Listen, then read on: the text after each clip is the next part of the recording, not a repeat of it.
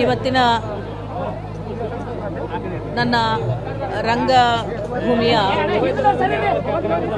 ಆತ್ಮೀಯ ಸಹೋದರನಾಗಿದ್ದಂತಹ ರಾಜು ಇವತ್ತು ನಮ್ಮೊಂದಿಗಿಲ್ಲ. ರಾಜು ತಾಳಿಕೋಟೆ ಅಂತಲೇ ಗುರುತಿಸಿಕೊಂಡಿದ್ದಂತಹ ಒಬ್ಬ ಕಲಾವಿದ, ಒಬ್ಬ ಕಂಪನಿ ಮಾಲೀಕ, ಸಿನಿಮಾ ನಟ ಮತ್ತು ಧಾರವಾಡ ರಂಗಾಯಣದ ಅಧ್ಯಕ್ಷರೂ ಆಗಿದ್ದಂಥ ನನ್ನ ಸಹೋದರ ರಾಜು ತಾಳಿಕೋಟ ಇಲ್ಲ ಅನ್ನತಕ್ಕಂಥದ್ದು ಬಹಳ ಆಘಾತಕರ ಸಂಗತಿ. ನಮ್ಮೆಲ್ಲರಿಗೂ ಕೂಡ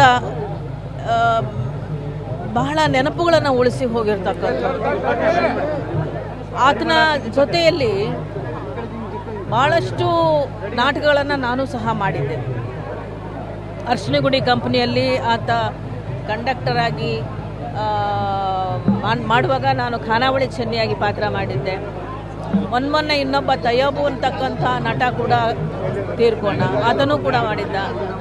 ಭಾಳ ಜನಪ್ರಿಯವಾದಂತಹ ಕಲಾವಿದ ಮತ್ತು ಅನೇಕ ಕಲಾವಿದರಿಗೆ ಸಹಾಯವನ್ನು ಮಾಡಿದಂಥವನು ಮತ್ತು ಆತನ ಕೆಲವು ಪಾತ್ರಗಳಂತೂ ಆತನೇ ಮಾಡಲಿಕ್ಕೆ ಸಾಧ್ಯ ಅನ್ನುವಷ್ಟು ಮಟ್ಟಿಗೆ ಜನಪ್ರಿಯರಾಗಿದ್ದಂತಹ ಒಬ್ಬ ಕಲಾವಿದನನ್ನು ನಾವು ಕಳ್ಕೊಂಡಿದ್ದೀವಿ. ಇವತ್ತು ವೃತ್ತಿ ರಂಗಭೂಮಿಯಲ್ಲಿ